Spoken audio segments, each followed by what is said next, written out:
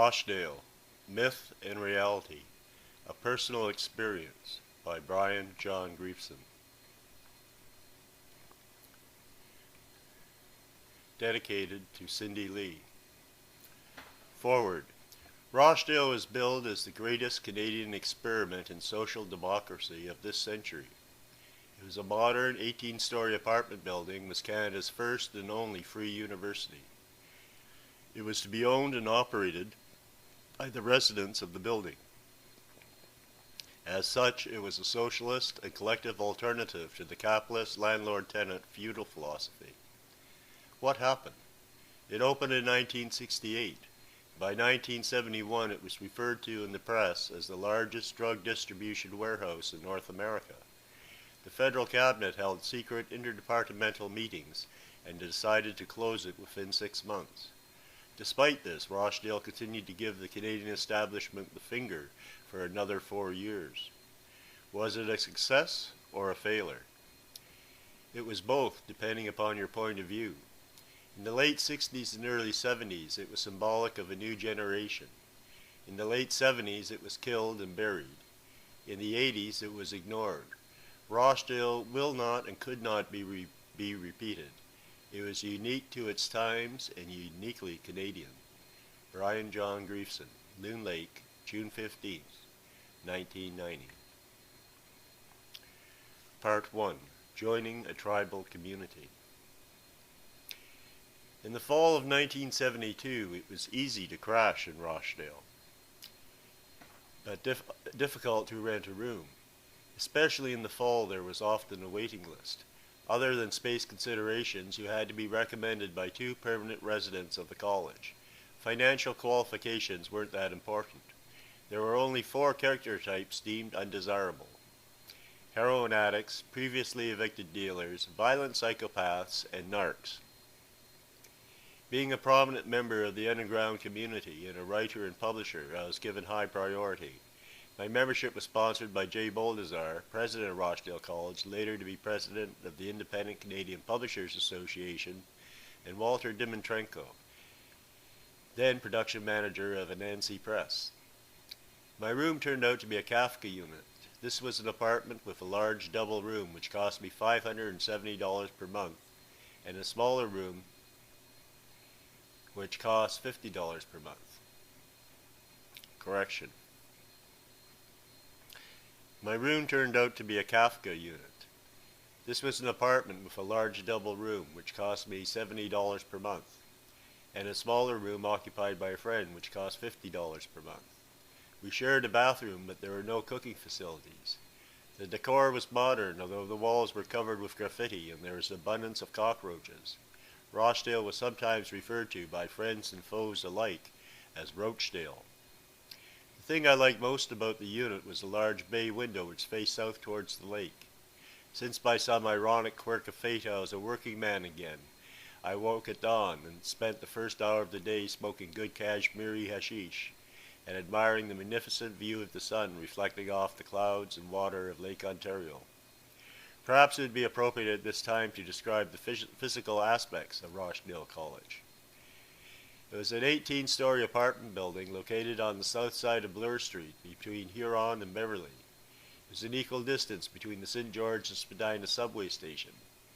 The building itself was L-shaped, and the courtyard was dominated by a huge bronze statue, weighing several tons, portraying a man crouching with his head between his knees.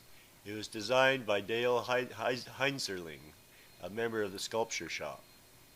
It was called the Unknown Student, and whether he was holding his head in meditation or shame is a matter of conjecture.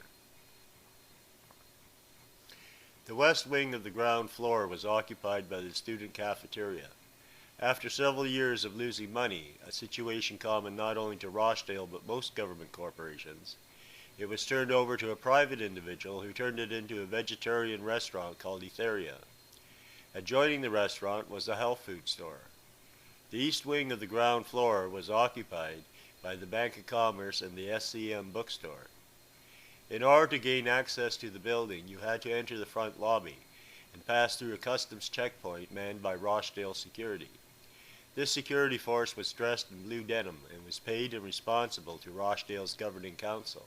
Their purpose was threefold. One was to discourage excess traffic, those kids who came to buy minor quantities of drugs and attracted heat to the building. Secondly, they were responsible for internal security, solving disputes amongst residents of the building and keeping out those individuals who for one reason or another were exiled and persona non grata. Their third function, rarely admitted publicly, was to stall police raids by requiring search warrants to be read in both English and French, and set off fire alarms to alert residents of the imminent police invasion. One or two security officers were usually sufficient, because they were accompanied. In order to gain access to the building, you had to enter the front lobby and pass through a customs checkpoint manned by Rochdale security. This security force was dressed in blue denim and was paid and responsible to Rochdale's governing council. Their purpose was threefold. One was to discourage excess traffic, those kids who came to buy minor quantities of drugs and attracted heat to the building. Secondly, they were responsible for internal security, solving disputes amongst residents of the building and keeping out those individuals who for one reason or another were exiled and persona non grata. Their third function, rarely admitted publicly, was to stall police raids by requiring search warrants to be read in both English and French, and set off fire alarms to alert residents of the imminent police invasion.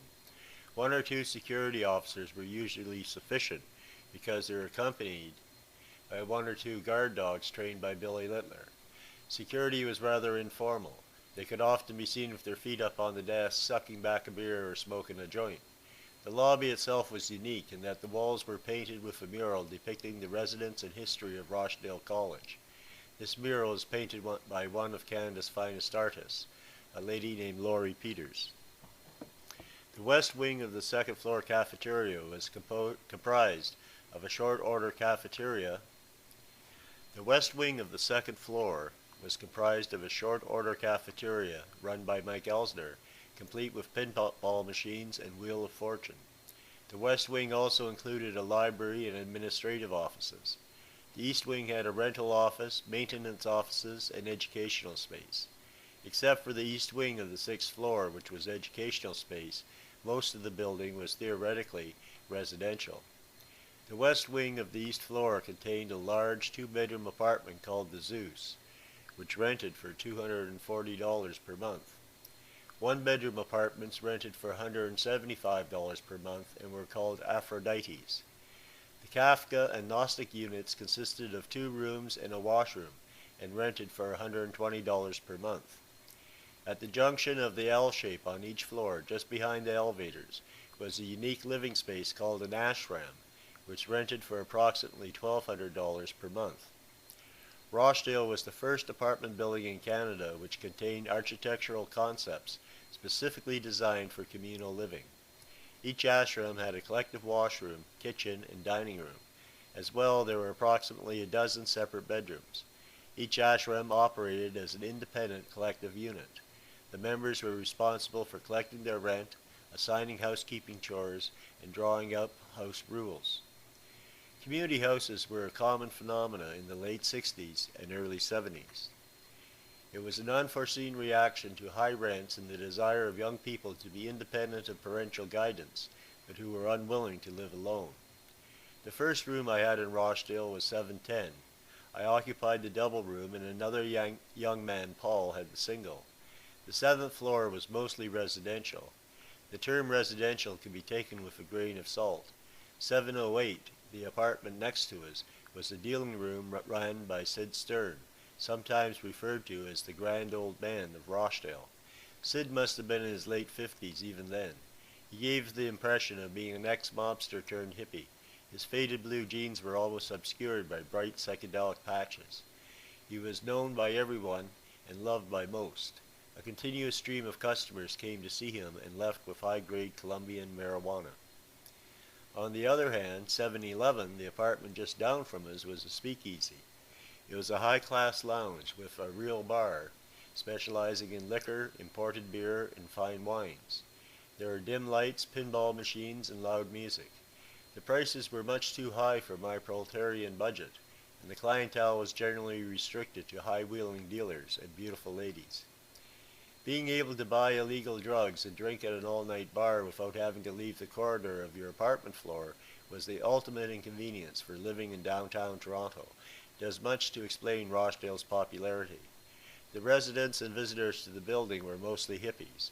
It was like living in Greenwich Village or Haight-Ashbury or Yorkville in the late 60s. It wasn't that unusual to encounter someone completely nude wandering through the corridors, or to step into an elevator party crammed with people drinking and toking, and cheerfully turning on and greeting all passengers. Rochdale was the antithesis of the stereotype middle-class apartment building where neighbors didn't know each other, even to chat in the elevator. In all aspects, there was the inducement to informality and a communal spirit. It's not surprising, however, to discover that human nature doesn't change as easily as the style of hair or clothing. A visitor to Rochdale often left a little paranoid and a little confused. Like a visit to the CNE, it was too much to take in too little time. Even a newcomer resident like myself, who was thoroughly familiar with the alternate communal lifestyle, found it difficult to fully integrate into the community. Living in Rochdale was an education. An education, including making friends, takes time. The Rochdale experience was more than just making friends. It was becoming part of a tribal family. In the fall of 1972, I was hired by Holy Trinity Church to produce a book called the Toronto Survival Guide. They gave me office space in the historic Scadding House. I had decided to do a pocketbook instead of a magazine, and all four walls were covered with pressboard, which allowed me to pin up the layout sheets and visualize the design of the book. Technically, I was still a member of the Underground Press Syndicate in New York. I had hundreds of underground newspapers from all over the States and Europe. One of the advantages of being a member of UPS was that I was legally able to reprint any drawing or article from any other member's publications, as long as I gave them credit and allowed them the same privilege with mine. Therefore, I was able to call the best cartoons, graphics, and survival-related articles from hundreds of publications. This in itself formed the backbone of the book.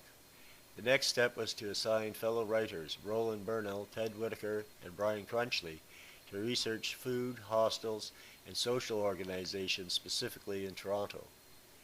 The book was coming along well, and the Community Programs Committee was tolerant of my minor vices, which included liberal amounts of beer for lunch and the prevalent odor of cannabis in the office. On one occasion, I had my feet up on my desk and was smoking a pipe full of Lebanese hashish for inspiration when a man called Keith Hartford came through the door. Keith was a burly 6'4", with short black hair and a regulation mustache that was stereotype RCMP. Being caught in flagrant delicto, so to speak, I had to make a quick decision and offered him a toke. To my surprise, he accepted. Apparently he had one time been an RCMP officer at Halifax until receiving a nasty crack over the head with a baseball bat. It was while recuperating in the hospital that he decided to quit the force and become a writer. Keith was a likable guy for an ex-cop, and so he wound up being an unofficial member of the office staff. Since there was no official pay, he wound up crashing at my room in Rochdale because he needed a place to stay. Another friend of mine was called Charles Bowman. I met Charlie in 1968 in Paris, France. I was coming down cold turkey off a heroin habit. Charlie let me crash at his place for a month.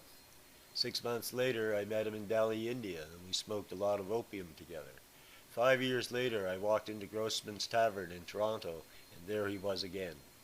He was hooked on the methadone program and needed a place to stay for himself, his wife, and 2 cats.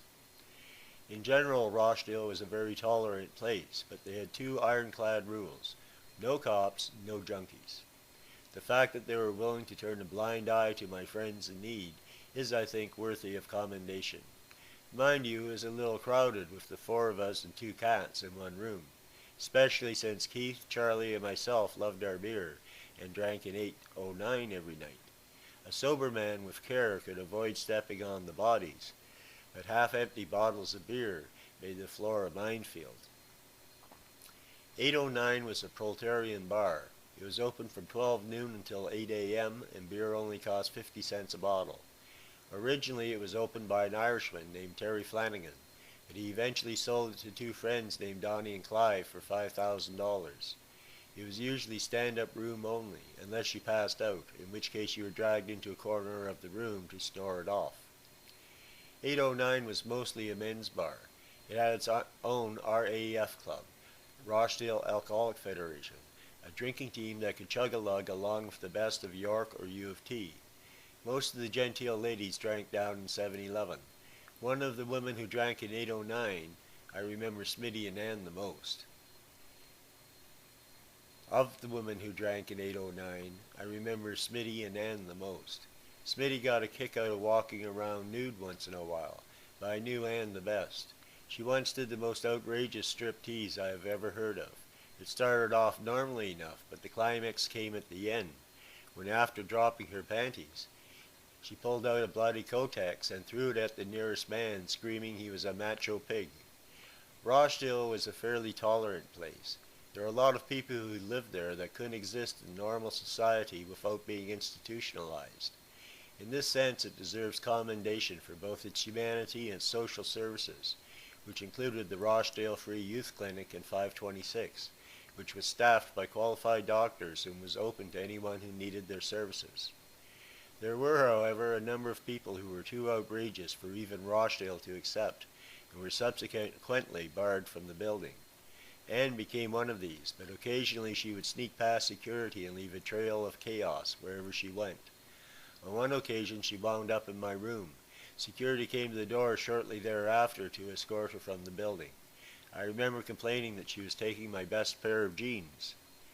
To be fair, she had many friends in the building and was welcome back in her quieter moments. Several times I had the privilege of hearing her sing the blues. The intensity of her emotions and striking depth of her voice rivaled Janis Joplin. As long as I'm on the subject of stripping, I have to mention an incident which was truly educational. Hello? Hi. Not bad. No, just sitting here recording. Yeah. You're on tape. Yeah. Mm-hmm. Yep.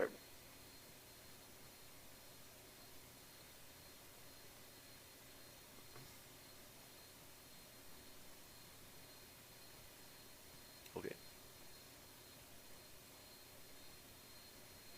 Yeah.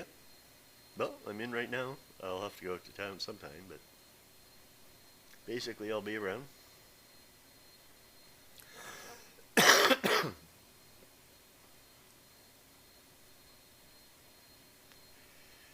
Okay. Yepper. Okay. Yep. Bye-bye.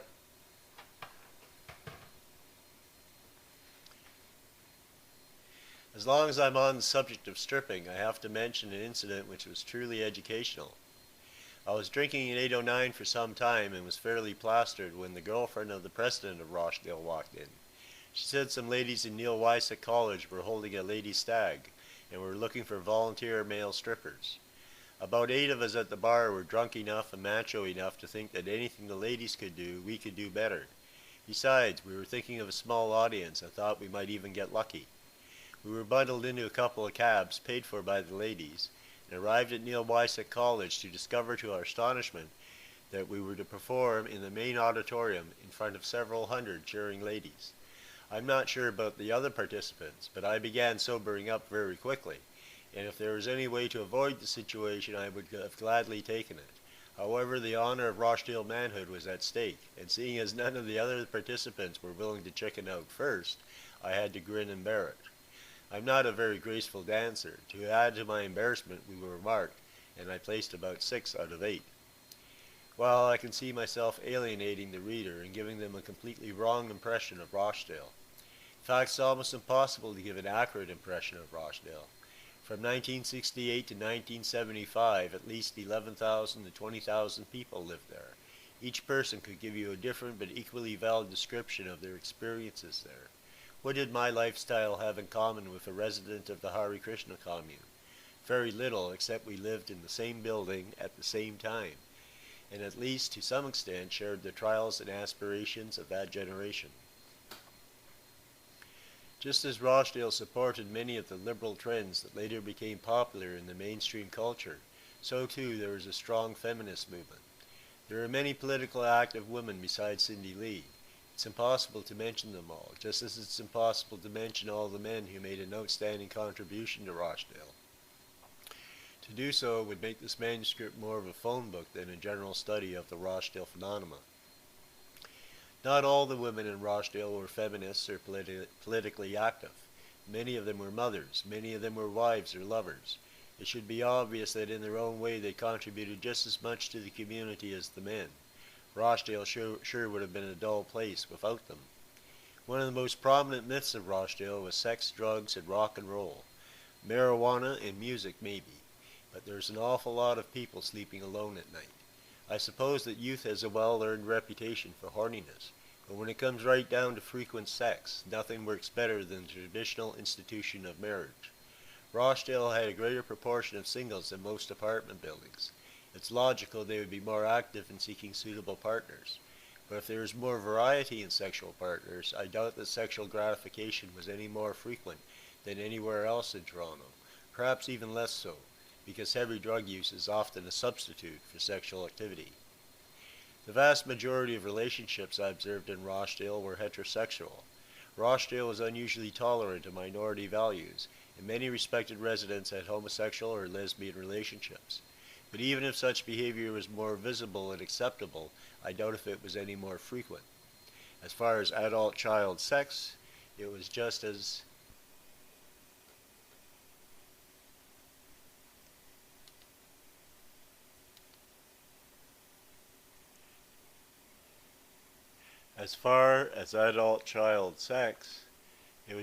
taboo as in straight society. When Reg Hart showed such famous hardcore films as Deep Throat, admission was $5 or free if you come naked. Surprisingly enough, for a so-called liberated society, almost everybody paid their admission. Amazingly enough, nudity was cool on the roof, but less frequent at pornographic films. Unfortunately, I never participated in or saw any orgies in Rochdale. I heard of them, I'm sure they sometimes happened, but it was not nearly as common as the media myth of Rochdale supposed. It's also interesting to note that although drug dealing, bootlegging, and card playing were organized activities at Rochdale, prostitution wasn't. That isn't to say that certain ladies couldn't be persuaded to part with their sexual favors. It's also true that jobs for youth in Toronto were hard to come by. Many of the young girls worked in the striptease bars and massage parlors on Yonge Street. In fact, one of the ethnic dealing rings invested profits in Yonge Street massage parlors. But within Rochdale itself, organized prostitution was just as taboo as loan sharking. Rochdale was a sort of pre-screening of the liberalization of attitudes that the mainstream of society would accept 10 years later, but it was not immoral as some of its critics suggest. One of the characteristics that made Rochdale practically unique was that it was a high-rise student cooperative. Every year there was a meeting of the general membership which elected a 12-man board of representatives called GovCon for governing council. There was also a 12-man council elected called EdCon, which was responsible for assigning and reporting on the progress of educational projects within the building. Every week there was a meeting of GovCon and a separate meeting on a different night of EdCon. Every resident or member of the college was welcome to attend these meetings, put issues on the agenda, and vote democratically on the motions. This kind of representative democracy based on parliamentary procedure was in direct contrast to the majority of apartment buildings in Toronto, which are still run on the ancient and capitalistic landlord-tenant relationship. In theory, this sounds very exciting. The principle of no taxation, rent without representation, sounds like the kind of Jeffersonian philosophy which inspired the Boston Tea Party. It is. But to tell the truth, I went to many governing council meetings where the hardest part was to stay awake. The average Rochdale GovCon meeting was just as boring as the average Toronto City Council meeting, or reading the pages of Hansard. It takes the special aptitude of a politician or bureaucrat to put up with such nonsense, and even they must cope with a high incidence of absenteeism and narcolepsy until it's time to make their own speech. There are times, however, as during elections or in a crisis, when every elected representative is present and the audience is bursting to capacity, a time when the fate of a nation or a culture hangs in the balance, as the votes are cast for war or peace. Such a governing council meeting took place in the fall of 1972. For some time, Rochdale College had been unable to meet their mortgage obligations. The reality of this situation was known by governing council as early as 1969 and had become obvious to the general public in 1970. In 1971, the federal cabinet made a decision to close Rochdale and evict all the tenants within 6 months. Governing council fought foreclosure in the courts using every possible argument and appeal. Finally, in the fall of 1972, the axe fell. CMHC obtained a court order declaring Rochdale College in default of mortgage payments and appointed Clarkson and Gordon Company as receivers, pending further legal clarification. This decision gave Clarkson and Gordon the right to assume management of the building, collect all future rent, and hire their own security force, known officially as community guardians and unofficially as greenies for the green uniform they wore. Rochdale Governing Council called an emergency meeting to inform and discuss with the residents the legal, social, and political implications. Several hundred angry, confused, and excited residents filled the library to capacity. Downstairs in the lobby, at least 100 more formed a human barricade, blocking every elevator and entrance, determined to keep anyone even remotely straight from entering the building. Back in the library, I saw a shotgun and a crossbow. A mob-like excitement had infected the building. For many of those present, Rochdale was a free port, a safe haven in a hostile city which had been at war with hippies and drug users for several years. Now the phony war had ended. We expected an invasion any minute. Many individuals were urging armed resistance. Physically, a small number of men could effectively control access to the building if the community stood behind them. The politicians could not use the army or tear gas, not with women and children inside. It was the point of no return, they argued. If we stood firm, we might negotiate our way to staying in the building, but if we let the greenies inside, then we'd lose that initiative forever. The angry murmurs subsided as the emergency meeting came to order. One council member after another rose to his feet and pleaded for the membership to keep their sanity and their cool. It is almost certain that the library was bugged, and/or police spies were present. To think otherwise would be to grossly underestimate the RCMP intelligence service in particular and the role of police in a democracy in general. One result of this suspicion that the meeting was taped was to tilt the balance in favor of the pacifists. Those in favor of moderation were anxious to speak out and be heard. Those in favor of armed resistance were afraid to identify themselves in so public a place. The governing council was overwhelmingly in favor of appeasement. Still, they vowed to continue their duties with only executive being paid, compromise with the invaders if they wanted to fire them or... Still, they vowed to continue their duties with only executive being paid, and not compromise with the invaders if they wanted to fire the more radical staff members. Rochdale Security vowed to continue their duties without pay. No one could stop the Clarkson Company from hiring greenies, but it was understood that only by maintaining our own security desk in the lobby could we prevent indiscriminate police raids and continue to control access to the building. It was the night, so to speak, that they drove Old Dixie down. Rochdale security files disappeared so that incriminating evidence would not fall into enemy hands. Rochdale rental files also disappeared, but they were returned the next morning after various council members, including the treasurer named Jimmy Newell, pointed out that such action made the executive of governing council vulnerable to criminal charges of obstructing justice. Finally, an unofficial compromise was hammered out between governing council and building manager Sid Smith, who represented the Clarkson and Gordon Company. The Greenies were allowed to set up a security desk in the front lobby, but Rochdale Security, unpaid, was also allowed to maintain a security desk. In effect, this meant two security forces, each one with a veto over who was allowed access to the building. The Greenies were allowed to set up an office on the second floor, but were not allowed to go above the second floor. It was pointed out that the presence of greenies in residential hallways would likely provoke a riot, and Rochdale security could not guarantee their safety above the second floor. It was agreed that members of the maintenance staff would be kept on. Clarkson and Gordon Company would assume responsibility for collecting rent. It was a compromise that worked. Each side gave up a little in order to prevent a confrontation that was otherwise inevitable. It was conceded that Rochdale could not expect a military victory against the combined forces of the municipal, provincial, and federal government. It was also conceded that the Federal Liberal Party could not afford to use police and troops against men, women, and children. The atmosphere was tense, and it was a touch-and-go situation for the first week. Gradually, the uneasy truce was accepted. By Christmas of '72, both sides were able to relax and enjoy the holiday spirit. Like many residents of Rochdale, I quit paying my rent in the fall of '72 when the Clarkson and Gordon Company took over management of the building. Many of the tenants continued to pay their rent to the Toad Lane Tenants Association, which held the rent in escrow, while the governing council continued to challenge the legal right of Clarkson and Gordon to collect the rent. Toad Lane was named after a union in Rochdale, England, where the first workers' cooperative was formed in the 19th century. Rochdale College, of course, took its name from Rochdale, England, because of its experimentation in communal living.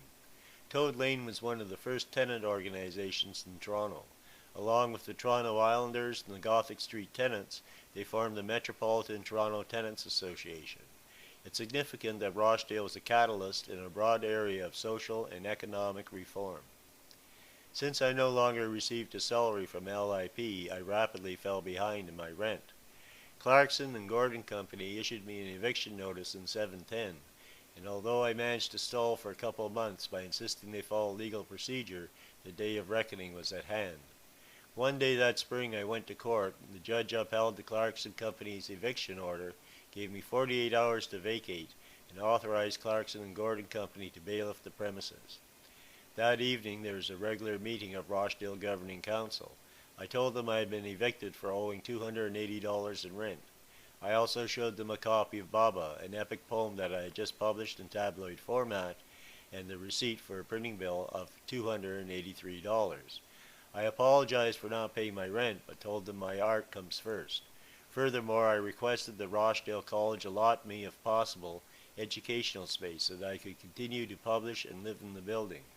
To my gratification, the Governing Council voted to allot me a one-bedroom apartment the same day that I had been evicted from one room in court. To my surprise, Sid Smith, the building manager for Clarkson and Gordon, concurred with their decision. Part of the agreement was that I offered to do some research on the evolution of Rochdale College and investigate the possibility of writing a book.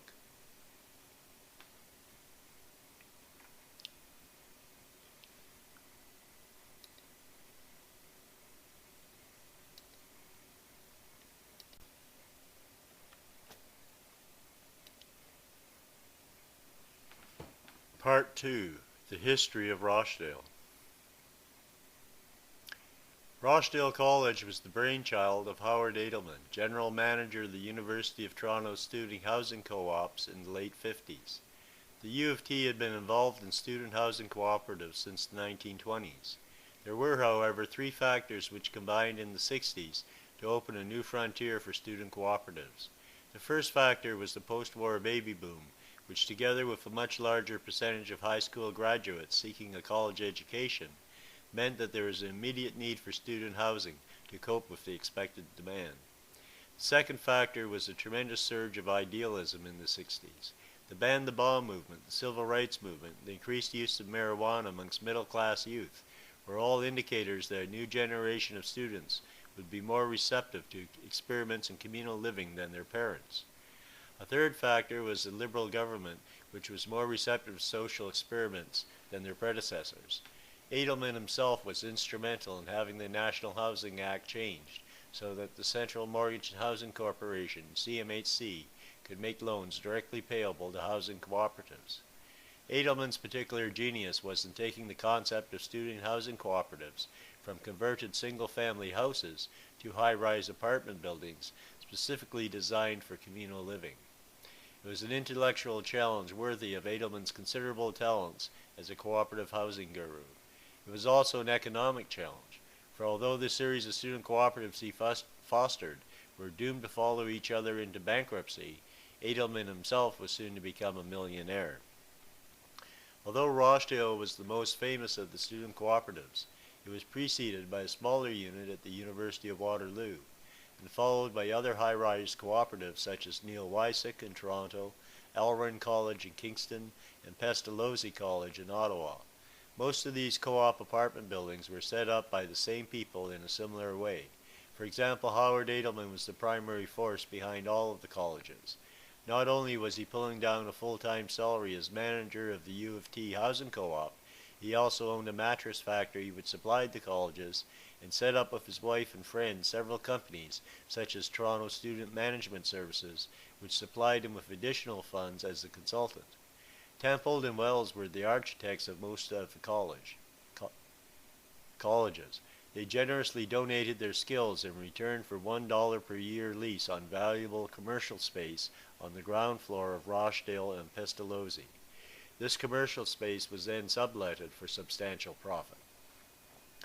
Revenue Properties Limited held several mortgages on the college.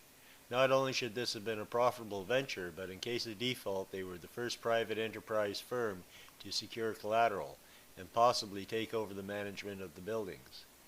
It's interesting to note that one of the directors of Revenue Properties was rumored to be a close friend of Meyer Lansky, the brains behind organized crime in the United States. Organized crime was now investing its money in real estate schemes and fraudulent bankruptcies. It's also interesting to note that all of the previously mentioned colleges went bankrupt. It wouldn't be fair to suggest any deliberate wrongdoing on the part of any of the participants. Since the federal government supplied 90% of the building costs through CMHC, and therefore took most of the loss, they probably investigated the financing thoroughly and came to the conclusion that criminal charges weren't warranted. However, the fact that all of the colleges went bankrupt, and not just Rochdale, would suggest that the financial arrangements were unwise to say the least. Particularly in Rochdale's case, there were many other factors which contributed to its insolvency. For example, the land on which Rochdale was built was originally estimated to be worth $250,000.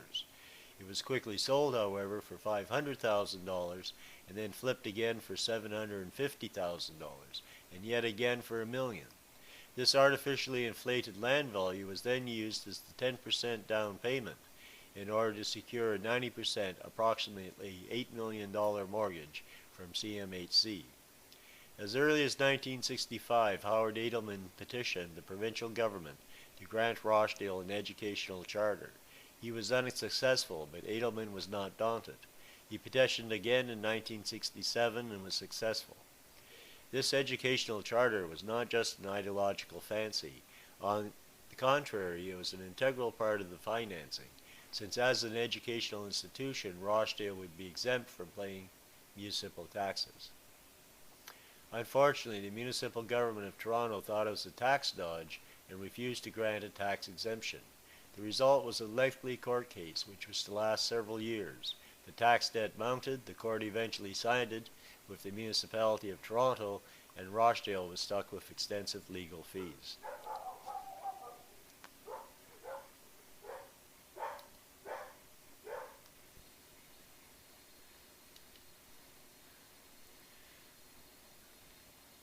Unfortunately, the municipal government of Toronto thought it was a tax dodge and refused to grant a tax exemption. The result was a lengthy court case which was to last several years. The tax debt mounted, the court eventually sided with the municipality of Toronto, and Rochdale was stuck with extensive legal fees. The educational aspect of Rochdale College had another unforeseen side effect. In 1967, at the annual general meeting of the University of Toronto Student Housing Cooperative, the college and elected 12 representatives as the first governing council. Howard Edelman was the general manager of the Toronto Student Housing Cooperative. As such, there is no necessity for him to run for council, as he was certainly the moving force behind the concept and was in a position to orchestra the motion and encourage the candidates. However, a Young Turk movement was afoot amongst the student body. Several young radical idealists felt the educational aspect was being ignored. They lobbied secretly and proposed a motion to elect an educational council of 12 members. The student body operating on parliamentary procedure passed the motion. Members of the Educational Council included such notables as Pamela Burton, daughter of Canada's best-known writer, Dennis Lee, who was to win a Governor General's Award for Literature, and Mel Watkins, who formed the radical wing of the NDP party, nicknamed the Waffle Contingent. It must be remembered that 1967 was a year of great idealism. Free universities were springing up in San Francisco and London, England. Rochdale was the logical place to establish a free university in Toronto. Howard Edelman lobbied against the proposal, but he could hardly admit to the student membership that educational status was mainly a tax dodge. The general membership passed the motion, and Rochdale College had undergone its first revolution. The Education Council reported back sometime later with startling recommendations. First of all, they recommended that the head of educational seminars be paid a gratuity out of rental income. Secondly, they recommended that 10% of the available rental space be allocated to educational projects. Thirdly, they suggested that classes begin in 1967 in lecturers' homes, churches, etc., before the building had begun construction. These seminars ran the gauntlet from philosophy and literature to music. The actual construction of the building ran into problems. It was begun in 1967 and was supposed to be finished in the fall of '67 in time for new University of Toronto students to take up residence at the beginning of the school term. The proposed schedule ran into serious delays. Part of the delay was blamed on a construction strike. Part of the delay was also rumored to be the incompetence of the builder. In any case, the upshot of this delay was that the estimated building costs escalated, creating the need for an additional mortgage. And secondly, most of the expected student residents had already found accommodation elsewhere, creating a high vacancy rate and an unexpected drop in rental revenue.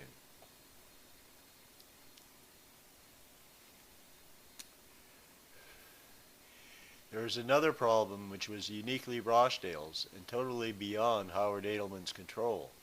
It was a social phenomenon called Yorkville.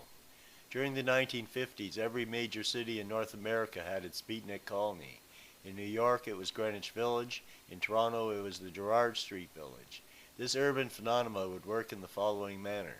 University students, artists, unemployed youth, and other low-income workers would migrate to a rundown area of the city, attracted by cheap boarding houses and low rent. After this migration gained steam, it would gradually become the in place to be. This natural economic process would often be encouraged by land developers. The theory was to let a neighborhood run down by refusing to repair existing accommodation. The result was a drastic fall in property values. This process was known as blockbusting. A smart land speculator could then buy up existing properties at bargain basement prices. By evicting the old tenants and renovating the empty houses, developers could now charge above average rents because of the area's reputation as being the in place to be. Of course, the original students, artists, and unemployed youth could not afford the new exorbitant rents. They were forced to move on, and the chic middle class would take over the neighborhood. When the Gerrard Street Village in Toronto died, its former inhabitants moved to Yorkville, an area bound by Avenue Road on the west, Bay Street on the east, Dupont on the north, and Bloor Street on the south. Yorkville now became the new beatnik colony. In 1967, a new social phenomenon occurred. The old beatnik culture, which is a small minority group, was replaced by the hippie culture. This was the year that Dr. Timothy Leary became the high priest of LSD. It was the summer of love. Psychedelic rock, ranging from the Beatles and Rolling Stones to the Grateful Dead and Jefferson Airplane, dominated the music industry. And it was the music industry which was the voice of Western youth. Yorkville became the in place. Not only was it the new social center for Toronto's hippies, but it became the mecca for thousands of unemployed youth from all across Canada. The positive aspects were a whole new entertainment culture centered around coffee houses, a street market supporting small craftsmen, and many small boutiques. There is also a carnival aspect which became a major tourist attraction and brought in millions of dollars to the local economy. The negative aspect is that it attracted several thousand unemployed youth. Many of them were teenage runaways. Many of them had to support themselves by panhandling, prostitution, and selling drugs. The reaction of middle-class Toronto was predictable. The police were given instructions to clean up Yorkville. In a very short time, it was difficult to be sure whether that hippie leaning against a street post was a true hippie or an undergraduate sociology student or an undercover policeman. Rochdale officially opened in the spring of 1968. In fact, there were about 300 hippies unofficially crashing there before the construction was completed. Rochdale management was now faced with a problem. They were open for business but had a high vacancy rate. It was in the middle of the school term and most bona fide students were reluctant to relocate. Since the police had turned the heat on Yorkville and the large number of people there were pressuring rents to rise accordingly to the natural law of supply and demand, Rochdale became the logical hippie haven. Rochdale had specific advantages to offer the drug user and drug dealer. One of the hazards of being a pot smoker in an ordinary apartment building is that a straight neighbor might recognize the distinctive smell of marijuana and call the police. In Rochdale, everyone accepted pot smoking as a way of life. I'm not suggesting that everyone in Rochdale smoked pot. Not at all. What I'm saying is that no one in Rochdale would dream of calling the police on their neighbor because they were smoking pot.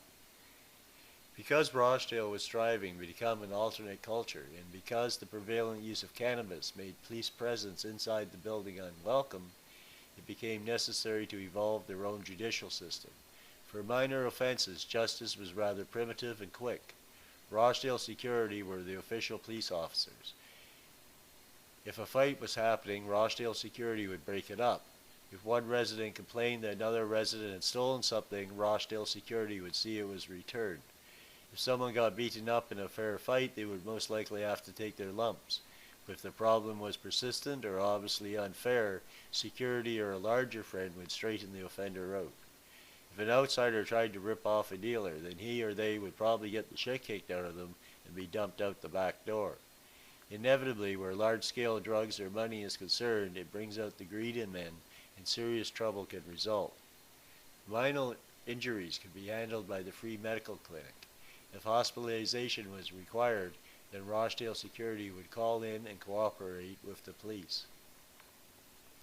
Although I have no specific information or incident in mind, I imagine that violent disputes probably did occur. Dismissing the psychopaths, there were rumored to be heavies around who would break a man's arms and legs for $500 or kill him for $5,000. If you're talking about hundreds of thousands of dollars, it wouldn't surprise me in the slightest if certain men got greedy and paid for it with their lives. That I haven't heard of such an incident taking place in Rochdale reinforces my belief that such violence was rare if it happened at all. Because dealing in Rochdale is restricted to soft drugs, and because it is virtually legal inside the building, it was easier to control. Various motorcycle gangs are presently waging an all-out war for control of the drug traffic, especially chemicals, such as speed, cocaine, and PCP. Organized crime, whether of Italian or Asian origins, are similarly killing each other over control of the heroin market. I look back with nostalgia at good old Rochdale. Dealing marijuana and hashish was a peaceful and honest business. A dealer had to be honest or his customers wouldn't keep coming back to him.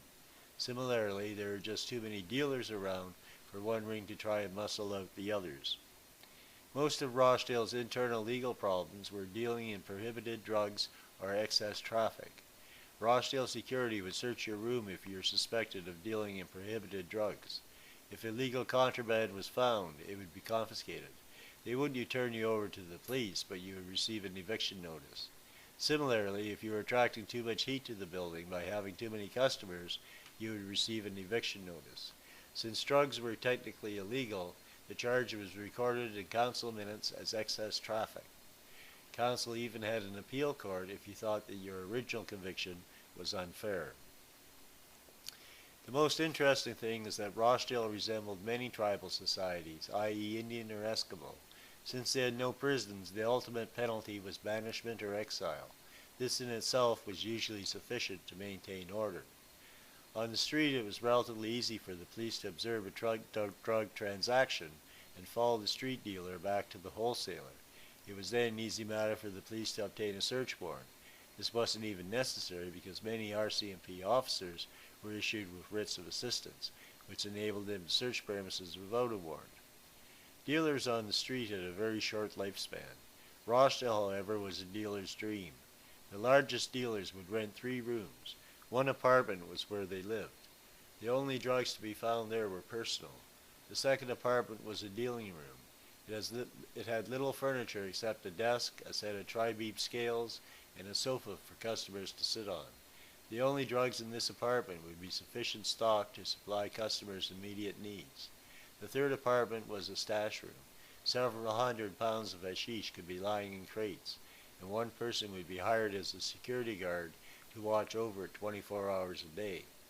The reader may well wonder why the majority of residents allowed this situation to develop. The answer is rather obvious. Residents had the easy access to the best dope in North America, and at the cheapest prices too. Dealers also provided employment for a large number of people. First of all, there were people paid to smuggle drugs into the building. Then there were people paid to act as security guards in the stash rooms. Then there were people paid to sell the drugs in the dealing room. Probably there were people on Rochdale security and even the governing council who received free smoke as fringe benefits. Last but not least, many residents had friends who came from out of town to visit them and buy drugs. It was a simple matter to ask them to wait in your room while you went to the nearest dealing room, bought the requested amount, and returned to your visiting friends. Of course, you charged a small markup. It's impossible to estimate how many residents supplemented their income in this manner, but it was quite likely a majority. The reader might well ask how governing council could allow this situation to exist. It must be remembered that Rochdale was in the truest sense a democracy. The very name Rochdale was taken from a weavers' cooperative, the first union in England. When the general membership of the Toronto Student Housing Cooperative elected Rochdale's first governing council in 1967, it never intended to establish a dynasty, nor was it intended that Rochdale College would forever be under the domination of the University of Toronto. The first governing council was intended to oversee the management of Rochdale only until the building was occupied. It was intended that the second governing council would be elected and representative of the residents themselves. Several attempts were made to classify the type of person who lived in Rochdale. One type was the political activist. He was often a university graduate and was attracted by the grassroots democracy and communal living. He was often accused of being a bureaucrat. A second type was a student at the University of Toronto. He was attracted to Rochdale by the low rent, sex, and drugs, but remained a serious student. To him, Rochdale was only a temporary experience before he graduated into straight life.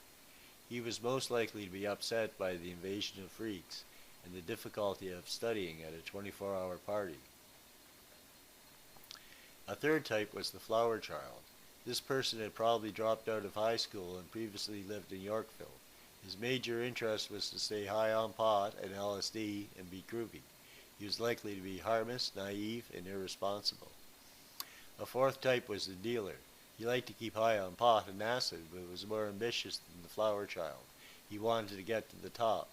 Sometimes his motivation was money. Sometimes his motivation was popularity or fame. Success was measured by a farm in the country. Failure was going to prison. A fifth type was the biker. He liked the anarchy atmosphere in Rochdale because it left a vacuum whereby he could exert his personal power. He was usually poorly educated, and though he smoked pot and took LSD, he was the least likely to understand the religious philosophy behind psychedelic drugs. He could always find employment as a bodyguard or enforcer for one of the dealers. Of course, all of these types are merely artificial concepts. In reality, people are very complex and to some degree are a blend of all these qualities. Strangely enough, all of these types, with the possible exception of the temporary University of Toronto student, felt a fierce loyalty to Rochdale, felt themselves a more or less permanent member of the tribal family. Under these circumstances, it is obvious that the governing council could not crack down too hard on known drug users unless they wished to be voted out of office in the next election. In many ways, Rochdale was a microcosm of the parliamentary system at large. How often have you heard your neighbor complain that the only time he felt he had any real power was every 4 years during an election? Well, the same was true for Rochdale, except the elections were held on a yearly basis. How often have you heard the backbenchers of any political party claim they were powerless and merely rubber-stamped decisions that were made by the cabinet?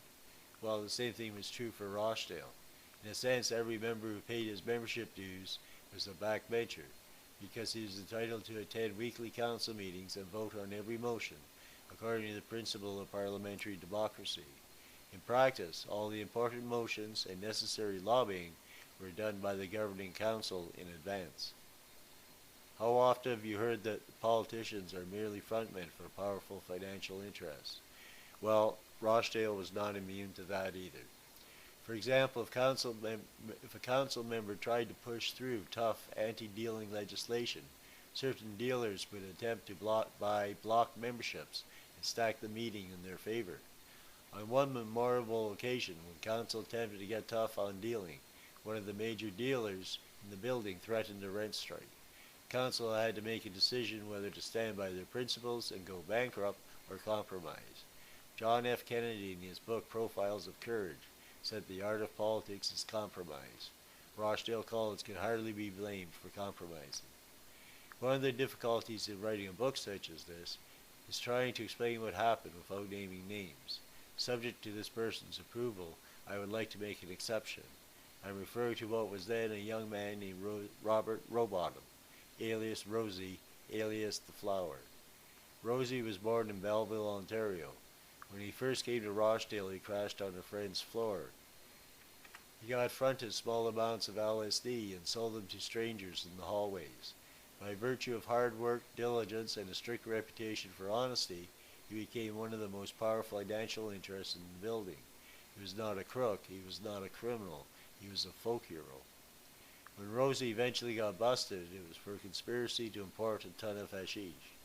RCMP officers testified that a squad of several hundred officers had been working on this case for several years. I had the privilege of interviewing Rosie during his preliminary trial. I found the man had great charisma. I was impressed by his honesty, intelligence, and his grasp of social, political, and religious issues. He fervently believed that the introduction of cannabis to the Western world would produce a psychological revolution to counteract the militarism and materialism which was leading us relentlessly down the path of self-destruction. Rosie was not a gangster.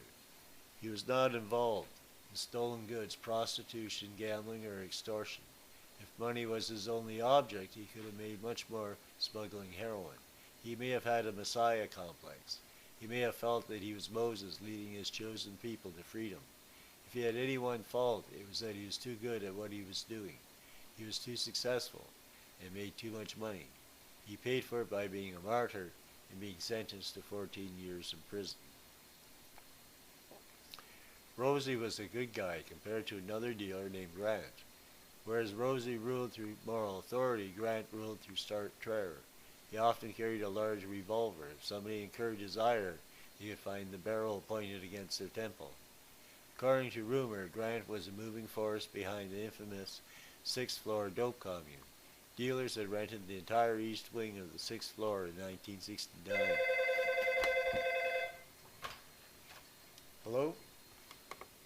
Yep. Pretty good. How are you?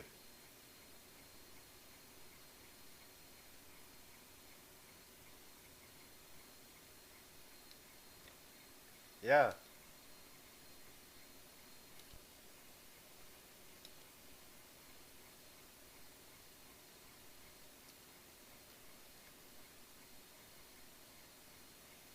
If he had any one fault, it was that he was too good at what he was doing.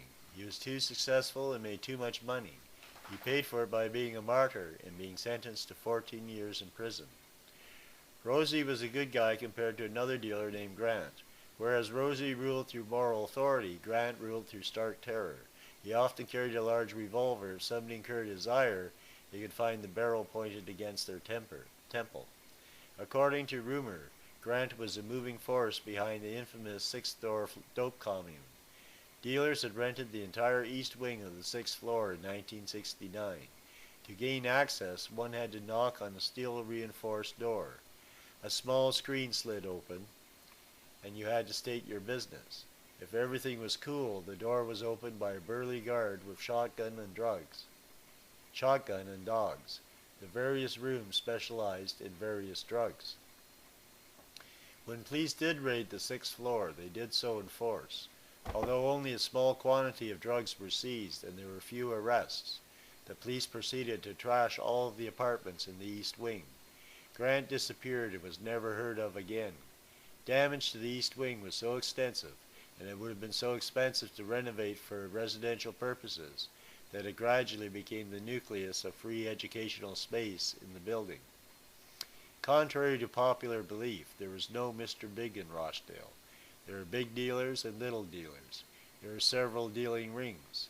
Some of these ran along ethnic lines. For example, there was a Hungarian ring led by a man named Peter. Being an ethnic organization made it harder for police spies to penetrate. Much of the profit made by drug dealing by this ring was used to smuggle relatives and political refugees out from behind the Iron Curtain. There is also a Czechoslovakian ring. Some of the very fine quality LSD was rumored to be manufactured in Prague. If council was forced to compromise over the issue of use and sale of drugs within the building, it was necessary to reach an agreement over the kind and quality of drugs permitted. By common consensus, it was decided that marijuana, hashish, and LSD was to be permitted. On the other hand, use or sale of hard drugs, i.e. cocaine, heroin, PCP, and animal tranquilizer, or speed, was not to be tolerated and would remain an evictable offense. In fact, council members could point with some pride to the fact that speed was outlawed in Rochdale long before the federal government followed its example. Of course, there was many a slip between the cup and the lip. People were evicted for suspected sale of cocaine, but the cocaine seized was rarely thrown down the toilet. Some of it invariably disappeared up the noses of Rochdale security, and even some members of council themselves. In the early 60s, most of the marijuana imported into Canada originated in Mexico. The marijuana growers bribed local Mexican officials to look the other way. Unfortunately, the U.S. government had more money than the Mexican farmers. By attaching strings to foreign aid on an ambassadorial level and offering even larger bribes to local Mexican officials through the auspices of the FDA, Federal Drug Enforcement Agency, they managed to put a large dent in Mexico's largest cash crop. Where it was impractical politically to make arrests in small mountain villages, they simply used crop dusting planes to spray the fields with paraquat. By doing this, they endangered the lives of both Mexican farmers and North American potheads. But governments are notorious for showing a callous disregard for human lives. Of course, this had absolutely no effect upon the quantity of the international drug trade. By the time that Rochdale opened, the marijuana of choice came from the Santa Marta Mountains in Colombia and the interior of Jamaica. It was a higher quality of marijuana than commercial Mexican, and it doubled in price from $20 per ounce to $40 per ounce. The increase in price, of course, was due to increased police surveillance, a public demand that was outstripping the available supply, and both a cause and effect of inflation. There are at least 6 basic types of hashish available in Rochdale. The least potent was Katama grown in the Rift Mountains of Morocco. It was golden in color and crumbled easily. The high was pleasant but of short duration. It wholesaled for $400 a pound, or $40 per ounce. The next most potent hashish was Lebanese, grown in the Baalbek Mountains. It ranged from dark yellow to bright red. The best quality had a slight pine or cedar resin taste to it. It was fairly potent and enhanced the sense of color and sound. The United States made its usual protest to the Lebanese government, but it so happened that the Lebanese president had been born and raised in the Baalbek Hills, where hashish was the major cash crop. No politician can last for long by busting his uncles and brothers and alienating his power base. Lebanese hashish sold for $800 per pound, or $60 per ounce. It's interesting to note that the PLO, Palestine Liberation Organization, took control of the Baalbek Hills and used the cash from exporting hashish to finance their arms purchases. It's also interesting to note that much of the financing for drug traffic in North America came from Jewish investors. It just goes to show that drugs and money have no political loyalties, and no war should never interfere with business. Another hashish common in Rochdale was Pakistani. A small quantity was grown in the southern region of Quetta. Most of the hashish, however, was grown in Chitral, a northwest frontier district which bordered on Afghanistan. This region consisted almost solely of mountains through which the Hindu Kush River cut a deep defile. The agricultural land available was terraced plots cut into the mountain cliffs. The tribesmen of this region could grow a sustenance crop of corn and rice, but their main export was hashish, which was carried by holy men down to the Indian subcontinent. It was my good fortune to visit Chitral in 1968. They offered to sell me hashish at $5 per seer. A seer was the equivalent of 2 pounds. Since Pakistani hashish sold for up to $10 a gram on the streets of Toronto, a $5 investment in Chitral could bring a $5,000 return in Canada. The tribesmen in the northwest frontier district of Pakistan were notoriously independent. There were 2 things a boy had to do to prove his manhood. One was to buy a gun. The other was to buy a wife. They both cost approximately the same, but the wise man bought his gun first. Afghan hashish was grown on the western slopes of the Hindu Kush Mountains.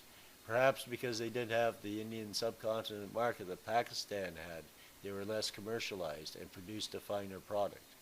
Hashish, of course, is produced from the marijuana plant known as Cannabis indica.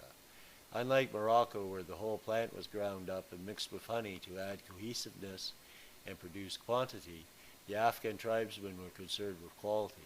Marijuana itself was disdained as being an uncured product which was unworthy of human consumption. The Afghans used only the finest buds, which were sticky with cannabis resin. These buds were rolled by hand over and over again, so the final product produced was a tar-like substance. One person, usually a woman, could only produce 2 ounces of hashish in this manner during an 8-hour day. It's no wonder that this hashish was highly prized, hard to obtain, and relatively expensive to buy. It sold in Rochdale for approximately $80 per ounce. Kashmir hashish was grown in the Himalayan foothills of India. Like Afghan, it was hand-rolled and extremely potent. Rarely but occasionally a little opium was mixed in to produce a superior body stone. Like the Nepalese, it occasionally had white veins running through it. Rumor had it that this was the opium content, but in reality I think it was mold incurred by the practice of burying the hashish to age it. All the opium I saw in India was black. The Nepalese hashish was also of superior quality. It was grown in the Himalayan mountains in the western half of Nepal. The best hashish was hand-rolled by Buddhist monks in the monasteries. It was known as Nepalese temple ball. When fresh and most potent, it was soft and could be squeezed between your fingers. With age it hardened and lost some of its potency. The cultivation of marijuana and the preparation of hashish had been practiced for centuries in Muslim and Buddhist cultures. It served a similar function to alcohol in the Western Christian nations. In fact, just as cannabis sativa or indica is illegal in Europe and North America, alcohol is illegal in the Middle East and the Indian subcontinent. It's enough to make one wonder why these chemical taboos are not really a subtle form of racism. The other drug commonly used and sold in Rochdale was LSD. Lysergic acid dimethylabide, LSD, was discovered in 1945 in Switzerland by Dr. Albert Hofmann. Hofmann worked as a research chemist for Sandoz Laboratories and was working with ergot derivatives to find an effective means of birth control. After one particular experiment, he was bicycling home from work when the strangest things began happening to him. Color and sounds were greatly enhanced. He experienced the sensation of dying, seeing God, and being reborn again. These hallucinations gradually subsided over a 24-hour period. Realizing that these strange effects must have had some relation to the compound he had been working with, he returned to the lab and deliberately took what he thought would be a much smaller dosage. Oops! Up he went again, and LSD became the most powerful mind-altering substance in the world. Einstein was perhaps the greatest scientist in the 20th century. Despite his scientific upbringing, he was a deeply religious man. One of his most famous quotations was that God does not play dice with the universe. It seems to me that one of the most incredible coincidences in the history of mankind is that atomic power and LSD were discovered in the same year. It took a genius to discover atomic power, but put that power in the hands of morally immature men and they'll use it to make bombs. It took a genius to discover LSD. Put it in the hands of morally immature men, it'll become just another way to make a quick buck. In fact, the CIA gave unknowing medical patients LSD to investigate its possible use as a secret weapon, but gave up the idea when it discovered that some people liked it. I took my first LSD trip in Vancouver in 1963. Timothy Leary had already been banned from entering Canada and was soon to become America's most famous political prisoner. However, his co-lecturer and prophet, Richard Alpert, later to give up drugs and call himself Baba Ram Das, came to Vancouver to give a lecture on LSD and its great potential to change the way man perceived his world. A cohort of Richard Alpert brought along 10,000 hits of pure Sandoz LSD. It was in liquid form, and a microscopic drop was injected onto sugar cubes. These 10,000 hits were given away to local Vancouver pot dealers on condition they be given away free.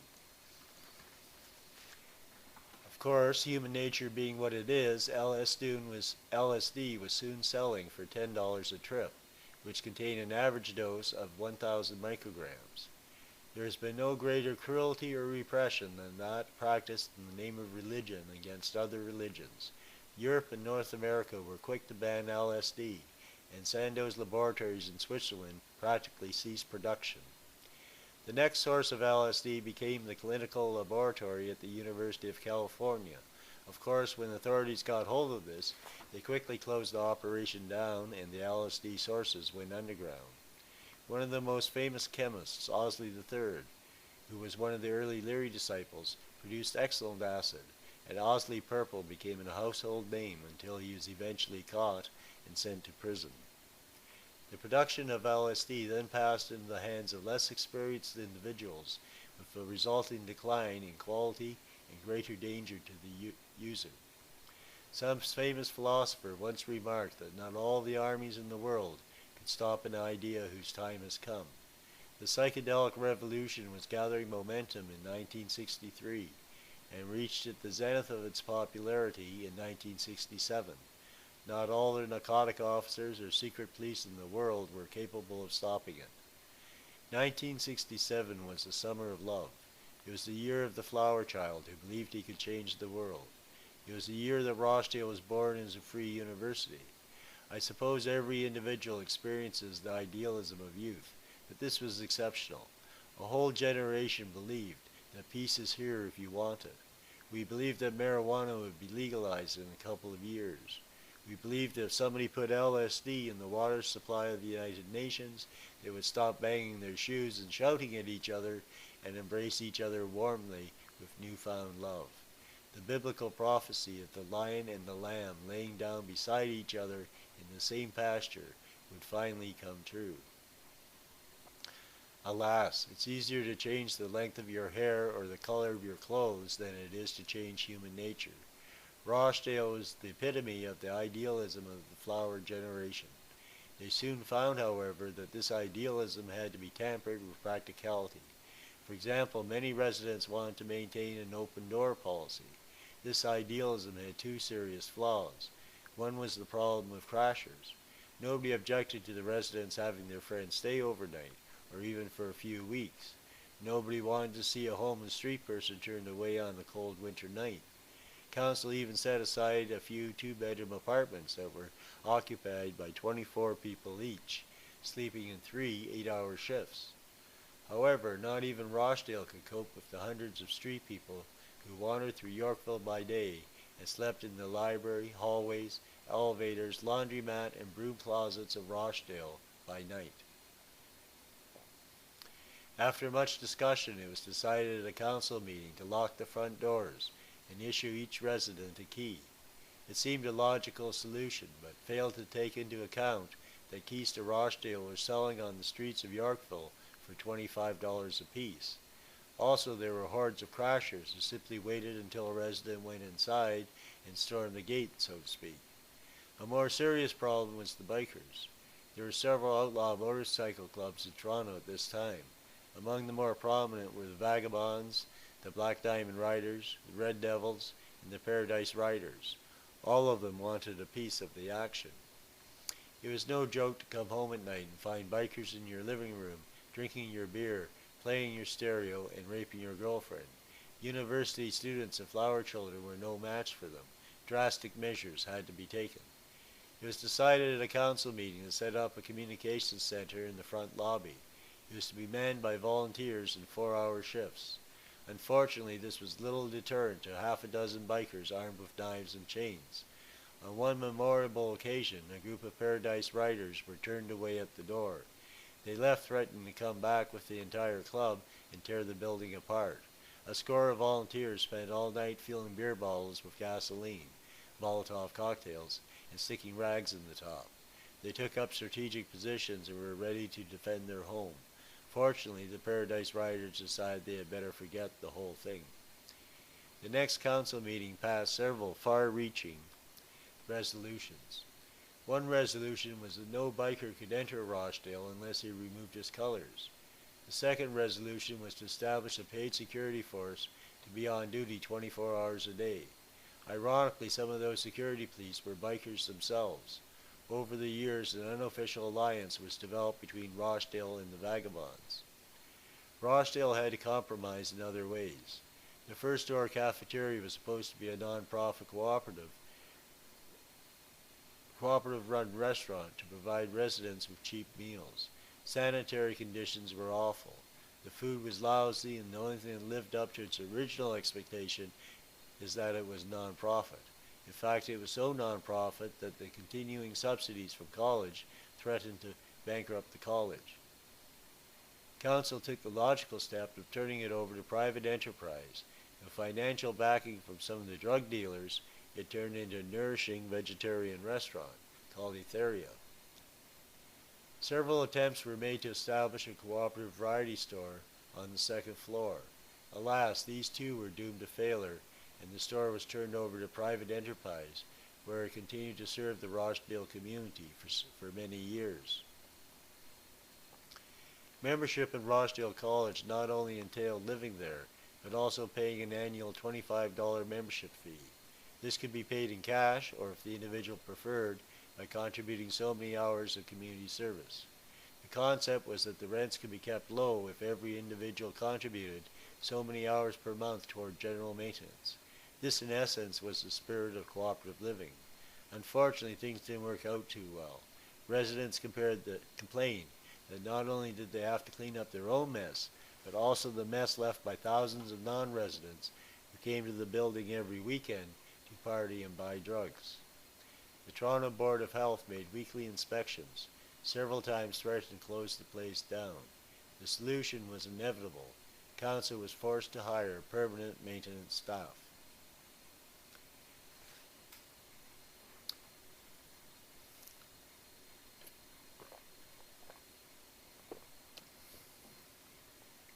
One of Rochdale's unique problems was dogs.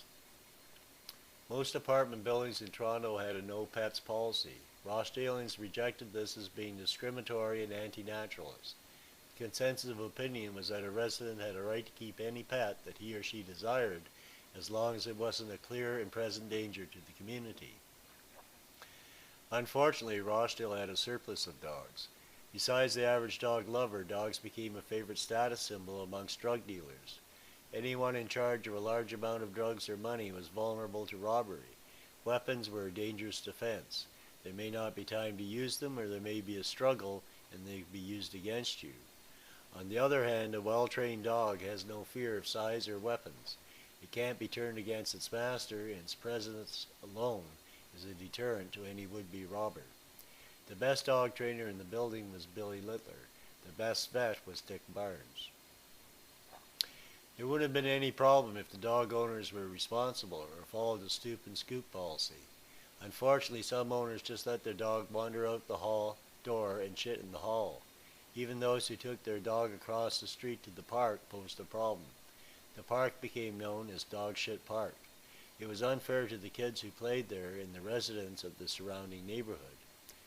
Council tried everything to solve the problem, including legislation for fining negligent owners $25, but nothing seemed to be work. To be fair, Toronto City Council had been equally stymied with attempting to solve this problem.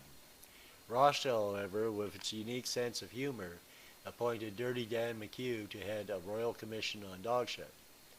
Council was forced to compromise not only with drug dealers, but also with the police. As mentioned previously, it was almost impossible for the police to make a large seizure of drugs inside Rochdale. If they had inside information that drugs were being sold in room 812, they would have to obtain a search warrant for that room, assemble at least 20 police officers, and try to approach the building without being seen. At practically any time of the day, some of the building's 2,000 residents would be looking out a window. As soon as they saw the police arrive, they would pull the fire alarms. By the time the police shoved their way through a hostile crowd to room 812, the bird had flown the coop along with any drugs that may have been there in the first place. Toronto, like any large city, had a community relations branch of the police force.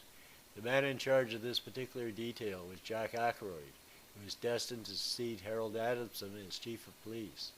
A mini-summit was set up whereby representatives of the Metro Police Community Relations Branch met with representatives of Rochdale College in an attempt to negotiate a truce. The police were willing to let marijuana users smoke in the building and allow drugs to be sold in the building as long as it was to residents only. If, as they pointed out, Rochdale continued to be the major supplier of illicit drugs to the rest of Toronto, then they would be forced to declare war. Council, on its part, agreed to evict anyone who used or sold hard drugs, i.e. heroin, cocaine, speed, and evict anyone who was obviously dealing to outsiders by encouraging excess traffic. The police reserved the right to enter the building and arrest any individual charged with theft, robbery, assault, or other felonious crimes.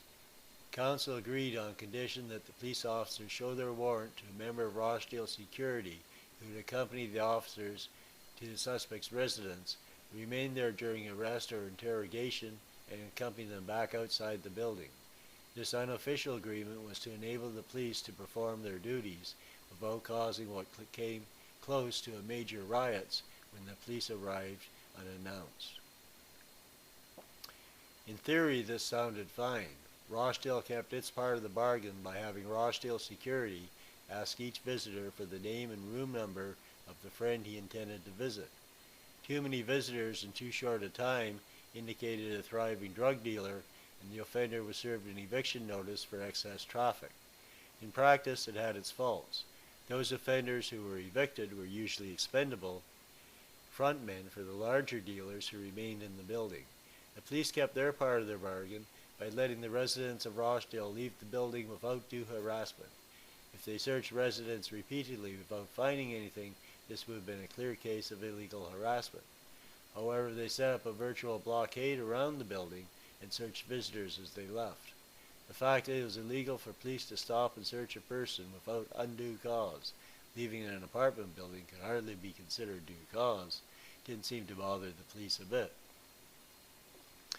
An unusual side effect of this arrangement was that the drug dealers were allowed to go about their business unmolested, while it was their customers who were busted. This arrangement had its comical side effects. The police set up 24 hours a day film surveillance of the front door. This let them build up comprehensive police files on suspected drug users and dealers. Since several thousand people visited Rochdale every weekend, it must have kept them very busy indeed. On the other hand, many of the dealers in Rochdale stood at the windows with binoculars to observe the positions of unmarked police cars so they could warn their customers which streets to avoid. With all the talk about drugs in Rochdale, it's easy to lose sight of the fact that it was an educational institution. Approximately 10% of the total area was set aside for this purpose. Most of them were arts and crafts workshops. There were woodworking workshops, candle making workshop, hydroponic gardening workshop, film making workshops, one of the first biofeedback workshops in Toronto, dog training courses, karate and self-defense workshops, pottery workshops, and ESP workshops. Just about anyone who was a skilled artisan in his own field was given space to perform his craft and encourage other residents to educate themselves in the field of their choice. Besides the Toronto Free Youth Clinic,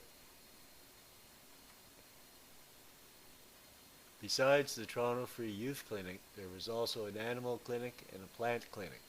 Several artists, such as Laurie Peters, were given grants to enable them to continue their work.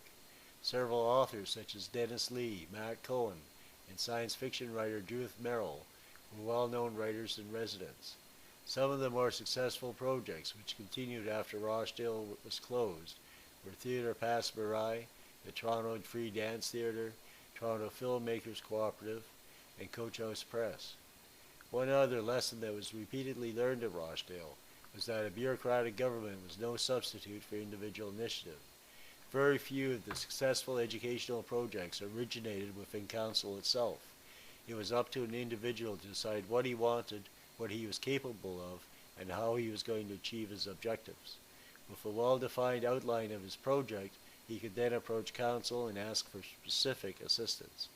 It was then up to council to decide whether or not the project was in the community interest and to what degree they could provide assistance.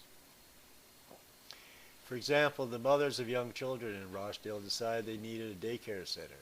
It was up to the mothers themselves to decide how many parents were willing to participate, how many children could be effectively cared for, what toys and activities would be suitable, and to draw up a schedule whereby individual mothers would take rotating shifts to supervise the project. They then approached council as a group and asked that council put at their disposal a 2-bedroom apartment. Council agreed to their requests, and the Acorn Daycare Center became a reality.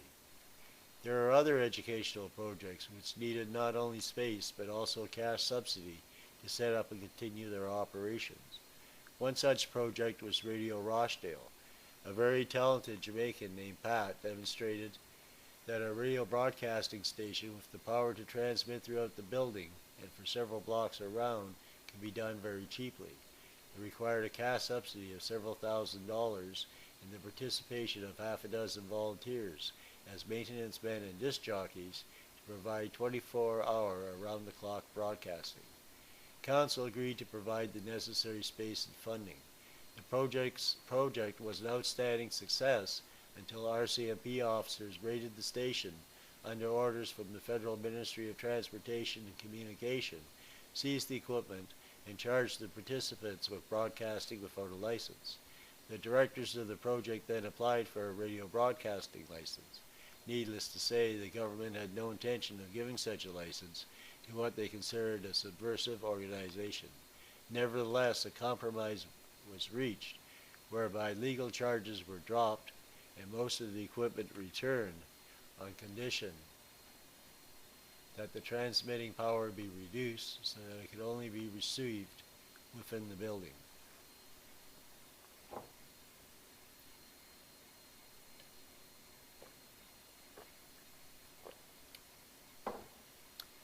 Another successful project was Rochdale TV, conceived by Kevin O'Leary. Council donated the space and funding to purchase video equipment. Its broadcasting capabilities were limited to those who were connected to cable TV, and lack of funding and experience in the program production made it a limited success. However, the project was successful in the sense of giving residents an opportunity to experiment and use video camera and editing equipment. As a TV station, it was a failure, but as an educational project, it was an outstanding success. Reg Hart was Rochdale's foremost cinema buff. At one time, he showed movies on the roof, projecting the image against huge white sheets. The sight of King Kong hovering over Rochdale proved a distraction to Bloor Street motorists. The cinema moved to the second-floor lounge. Red specialized in nostalgic films ranging from Betty Boop cartoons to the Charlie Chaplin classics. Two of the most popular films that he showed were Behind the Green Doors and Come Deep Throat. Admission was $5 or free if you come naked. It's interesting to note that although he was charged twice for showing Deep Throat at the University of Toronto, the police weren't foolish enough to raid Rochdale itself over this issue. This illustrates to a certain extent how Rochdale was an island of intellectual freedom in a tightly censored society. As in many cultures, there is a natural desire to form an inside group or secret society. Just as mainstream society forms such secret, semi-secret organizations as the Orange Lodge and Moose Lodge, the Ku Klux Klan or whatever, the Rochdale subculture formed the RAF and the 101st Cannabis Division. The RAF stood for the Rochdale Alcoholics Federation. It was a drinking team in traditional university form. They boasted they could outdrink all rivals, including the University of Toronto, York University, Ryerson College, Humber College, and George Brown. The object was for each team to drink an equal number of beers in quick succession. A team member was disqualified if he puked or passed out. The last member standing claimed victory for his team. RAF members insisted to me they were the best in the city, but then they probably had more practice. The 101st Cannabis Division was a highly secretive lodge of hardcore dope smokers and dealers. One classic photograph shows them with grizzled beards, coonskin hats, and antique rifles. They had their own version of the Canadian flag, in which a marijuana leaf replaced the traditional maple leaf. I have no idea of the extent of their membership, but their influence was much greater than their numbers. In 1969 and 1970, they made up a rubber stamp and stamped all paper currency which passed through their hands. Rumor has it that this stunt backfired and that the federal government had no idea how extensive dealing was in Rochdale until millions of dollars in stamped money turned up in the Treasury building in Ottawa and had to be withdrawn from circulation. At one point, Rochdale actually began printing its own money. These Rochdale dollars had little resemblance to real money and could hardly be considered counterfeiting. Instead, it was seen as a political protest against the economic dictatorship of the federal government. Ross dollars had only a souvenir value outside the building, but within the building itself, certain individuals would accept it as legal tender. Rochdale carried the art of satire to perfection. They were deadly serious about creating an alternate and much more meaningful educational system. But when they were criticized in the local media for being a phony college, they responded by issuing phony degrees. For example, you could obtain a BA, Bachelor of Arts degree, in the subject of your choice by donating $25 to the college and answering the skill testing question, such as, what city is the capital of Canada? For a $50 donation, you could get an MA, Master of Arts degree. You still had to answer a skill testing question, but you got to choose the question. For a $100 donation to the college, you could obtain a PhD, doctorate degree, and no questions asked. Honorary degrees were given freely to individuals who had made an outstanding contribution to the community. The sale of Rochdale degrees began as a joke. It was pointed out to the media that a Rochdale degree was much cheaper than a degree from the University of Toronto, and just about as useful. To Council's surprise, the sale of degrees turned out to be a moneymaker. Not only did residents of the building want one as a souvenir, but outsiders wrote from the United States and Asia requesting them. Of course, Council used its discretion in these matters. For example, it would be irresponsible to sell a degree in medicine or engineering. On the other hand, if an individual was willing to pay for a degree in philosophy, religion, or literature, there was little harm that could be done. Ads for degrees placed in papers in the United States produced a flood of applications. It was so successful that Rochdale tried to buy advertising space on the Toronto subway, but they declined the ad, refusing to give any specific reason. The role of the commune should not be underestimated. There is a Christian commune, a Hare Krishna commune, and a Marxist-Leninist commune, which put out the underground newspaper Guerrilla. There is even an infamous dope commune, not to mention many more which were simply people communes, a family unit living within the larger tribe of Rochdale itself. Rochdale also contributed its share to the politics of the day. The Indian Institute was one of the first natives-run self-help organizations in Toronto. It was home for the Toronto Peace Institute and sheltered political dissidents ranging from black power advocates, red power advocates, women liberation groups, tenant rights organizations, Maoists, and FLQ sympathizers.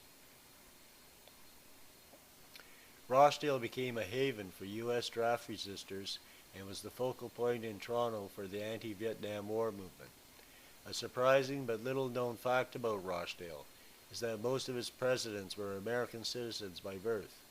Similarly, although most of the residents were Canadian, there was a much higher percentage of Americans than would be found in Toronto's general population. For generations, Canadians have complained of a brain drain to the United States. We complain that our most talented actors, writers, filmmakers, and doctors go south to seek their fame and fortune. What happened in Rochdale's case was a brain drain in reverse. The factor directly responsible for it was the Vietnam War. Political opinion in the United States was sharply divided over the morality of the war in Asia. Tens of thousands of intelligent and moral Americans found themselves in the position of being either draft dodgers or deserters. It's to the credit of the Canadian people that we recognize that most of these people were opposed to the war on moral principles and aided them in gaining landed immigrant status. Rochdale College provided educational space for organizations dedicated to assisting these Americans, legally and financially, helping them find shelter and jobs, and advising them on how to go about getting landed immigrant status. As a result, many of them stayed to participate in the Rochdale experiment as administrators, educational instructors, or ordinary residents. Rochdale is a mecca for artists and a haven for political dissenters. Like the famous Statue of Liberty, it welcomed political refugees and the cold and hungry. Unfortunately, all of its good points were drowned out by the dreaded word drugs.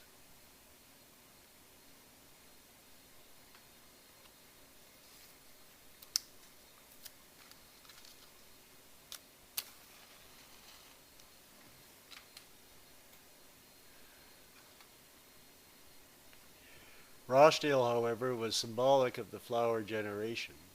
To the worried parents of a 15-year-old runaway, Rochdale was the very incarnation of evil. To the middle-class parents who couldn't understand why their son was growing his hair long like a girl's, dropping acid to blow his mind, and wearing clothes that his parents wouldn't be caught dead in, Rochdale was the logical culprit. The media began a virulent hate campaign. The Toronto Sun was one of the worst offenders. One classic headline blared, "Phony Rochdale College spreads dread Asian VD." Relations between Rochdale and the surrounding community were mixed. At one time they were holding outdoor rock concerts on the back patio under a geodesic band shell. When nearby residents complained about late-night noise, they stopped the concerts at midnight. The other complaint of nearby residents was Dogshit Park. Unfortunately, no one could find a solution. Otherwise, the reaction of Rochdale's nearby neighbors reflected the views of the city at large. The U of T Student Union was sympathetic. So was OISE, Ontario Institute for Studies in Education. So were the nearby Anglican and United Churches. They all appreciated that there was a neat experiment in social democracy going on in Rochdale, despite its reputation as a distributing warehouse for marijuana and hashish. Other residents surrounding Rochdale seemed split along traditional generation lines. The majority of university-age youth may have thought it was freaky, but at least acceptable. On the other hand, the majority of middle-aged parents thought it was a disgrace and should be closed. A deciding factor seems to be the anti-Rochdale bias in the newspaper media, which harped on the negative, controversial aspects. Several times Rochdale College held an open house week to try to counteract the negative publicity and let the curious see for themselves, but it met with only limited success.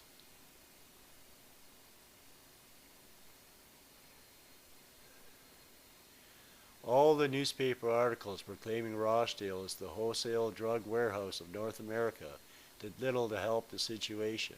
In fact, it had a feedback effect, since it was better advertising than money could buy. The more the newspapers vilified Rochdale, the more kids came from all over Canada to seek sex, drugs, and rock and roll. Another problem was the suicides. Suicide is extremely tragic and much too common occurrence. Usually it's just another statistic that doesn't even get mentioned in the newspapers. If it happened at Rochdale, however, it made headlines. Rochdale, drugs, suicide was the kind of sensationalist journalism that sold papers. Unfortunately, it also had a feedback effect. Rochdale became Toronto's equivalent to the Empire State Building. The fact that almost all the suicides at Rochdale were non-residents was glossed over. The fact that the St. James Town Complex, or Regent Park, or the Toronto subway system had a higher incidence of suicide was never mentioned. Whether it was intentional or not, this kind of negative publicity showed a definite bias, and helped turn public opinion against Rochdale, which in turn forced Ottawa's hand in closing it down. The general public cried out for political action. Rochdale had many secret sympathizers. Many politicians were known to enjoy a joint now and then, but to publicly admit their support of Rochdale and recognition that it was a unique social phenomenon would be tantamount to political suicide.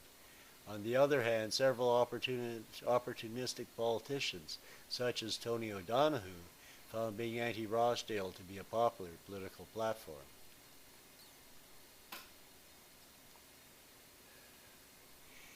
Meanwhile, Governing Council, as early as 1969, realized that their financial position was hopeless. It was a foregone conclusion that not only Rochdale, but all of the cooperative colleges were going to go bankrupt.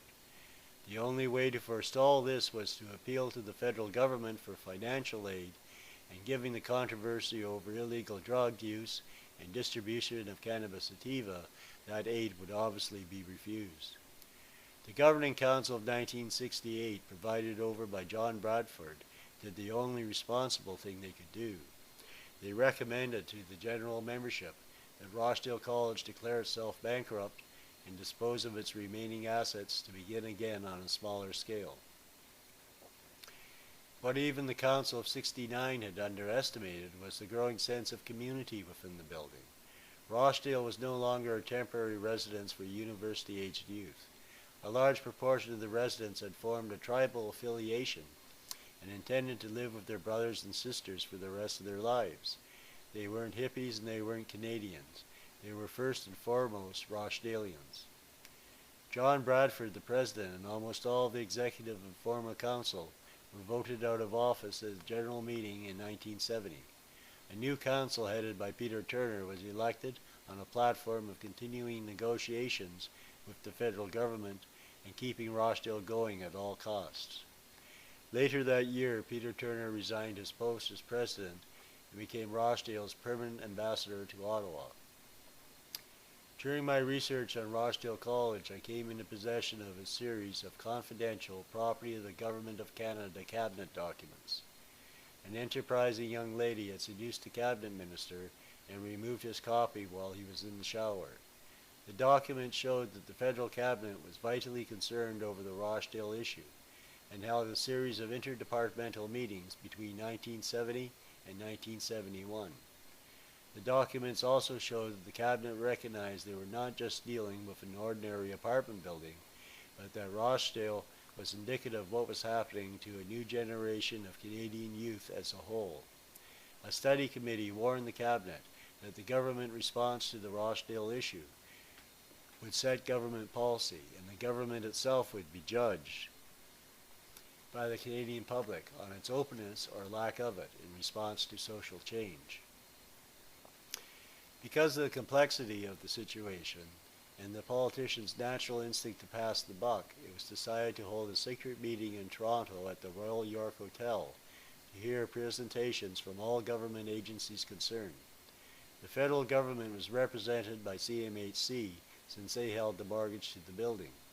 The provincial government was represented by aides of the Education Ministry since they had granted Rochdale a provincial charter. The municipality of Toronto was represented by members of the Board of Health, members of the city's tax department, several members of Toronto City Council, and Harold Adamson, the chief of police. The only people excluded from this meeting were the members of the press and representatives of Rochdale itself. CMHC pointed out that the financial situation of Rochdale was hopeless. They were, of course, capable of providing financial relief, but were concerned about setting a possible precedent.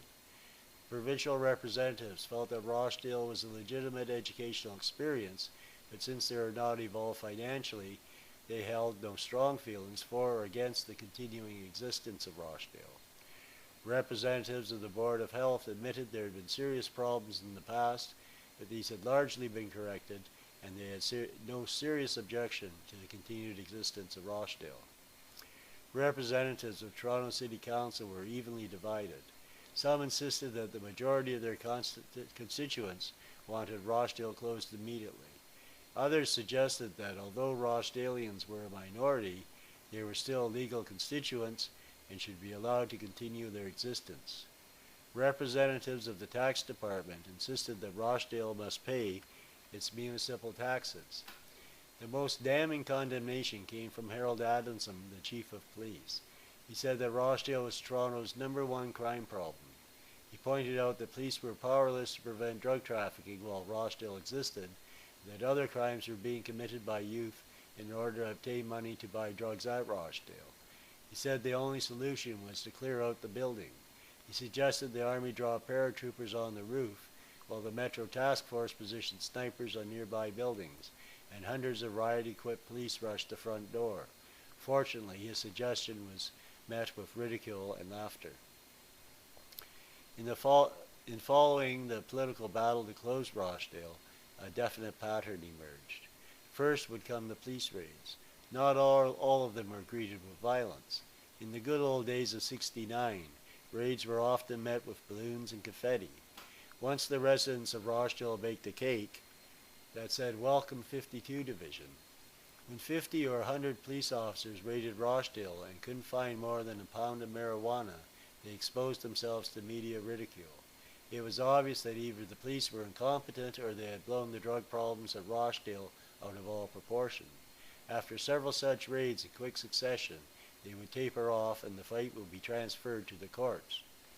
When Rochdale's lawyers fought, stalled, and appealed, it became obvious that a quick foreclosure was not forthcoming, and the police raids would begin again. When police raids still proved ineffective, the emphasis would go back to the courts. This cycle continued for several years. So the problem of Rochdale was thrown back into the lap of the federal cabinet. The overriding consideration, of course, was that Rochdale had become a political liability and an embarrassment to the government. The only solution to the drug problem at Rochdale would be to legalize marijuana, and that was not politically acceptable. The inevitable solution was to close Rochdale as quickly as possible. Harold Adamson's suggestion of using the Army might have been given serious consideration if it wasn't for the War Measures Act invoked in October of 1970. No Prime Minister in his right mind would send federal troops into Montreal and Toronto in the same year. Instead, the Cabinet was reliably assured that Rochdale could be legally closed within 6 months. That estimate was highly inaccurate. It failed to take into account their incredible sense of community spirit. It also failed to take into account the intelligence and resourcefulness of the Rochdale tribe. Rochdale was doomed to extinction in 1971, but it would take a lot longer than 6 months. The residents of Rochdale would obstinately survive for another 4 years. Having educational space in Rochdale enabled me to publish 5 books in tabloid format. The first one, Baba, was an epic poem I wrote describing my journeys through North America, Europe, and Asia. The second book I published was a collection of my short stories entitled From the Other Side. It had an introduction by award-winning novelist and poet Dave McFadden. The third book was my novel Malang, which described my hitchhiking odyssey in Iran, Afghanistan, Pakistan, and India. The fourth book was a collection called The Best of the Underground Comics. The fifth book was a collection of photographs by my friend Bruce Emelson entitled Emelson's Floor Plan. Publishing these books in tabloid format was an original experiment. It had two obvious advantages. First of all, it required a minimum amount of capital to publish. Secondly, as a result of the low manufacturing costs, I could afford to sell the collection of short stories for 50 cents per copy and the novel for $1. Comparable prices for limited paperback editions at that time would have been $4.95. Unfortunately, I still had a lot to learn about capitalist marketing techniques. The bookstore owner traditionally receives 40% of the cover price of a book. If he sells a small pocketbook for $4.95, he makes $2.50. A tabloid book which sold for 50 cents would take 4 times as much shelf space, and his profit would only be 25 cents. Publishing books in tabloid format was a financial disaster. I had better luck with the Toronto Survival Guide. The book sold 5,000 copies in its first printing and 7,000 in its second printing. Sales of 12,000 copies in Metro Toronto qualifies as a bestseller. I had less success in writing a book on Rochdale. Over a period of a year, I wrote 3 different manuscripts, and none of them were satisfactory. To my disappointment, even my friends were critical. Some said that I had spent too much emphasis on dates and names, and that it resembled a class yearbook, and would have no appeal to the general public.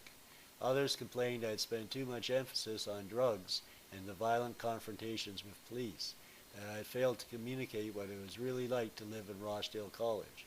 None of the manuscripts were ever published. The closest I came was Xeroxing the typewritten sheets and photographs and mounting them on plywood. These plywood sheets were erected in the front lobby as a visual display. In 1975, Green Tree Publishing expressed interest in the manuscript and obtained for me an Ontario Arts Council grant to refine it, but the publishing deal fell through. As well as attempting to write a history of Rochdale, I collaborated with Bruce Emelson, who had obtained a grant from the University of Toronto to shoot 200 hours of videotape on Rochdale College. Sid Smith, the manager representative of Clarkson and Gordon, cooperated by putting a 2-bedroom apartment at our disposal to set up the cameras and conduct interviews with various residents. Bruce and his friend Andre did the camera work, and I functioned as an interviewer and prompter. I was assisted in this capacity by Cindy Lee, a Chinese girl who was Rochdale's unofficial education minister. Cindy became my mistress for the 2 months we spent putting together the video project. Bruce Emelson edited the 200 hours of tape down to 4 hours. It was originally hoped that a television station would purchase the tapes for a TV documentary, but for some reason it never happened. There seemed to be a conspiracy of silence about what really happening at Rochdale. The only information the general public received was highly biased in critical newspaper editorials. Bruce Emelson's tapes were shown at a few video festivals. As I've mentioned previously, Clarkson and Gordon Company took over management of Rochdale by a court order in the fall of 1972. The normal duties of a receiver is to help the corporation regain solvency and protect its assets. However, the Clarkson and Gordon Company did exactly the opposite of what they would normally do.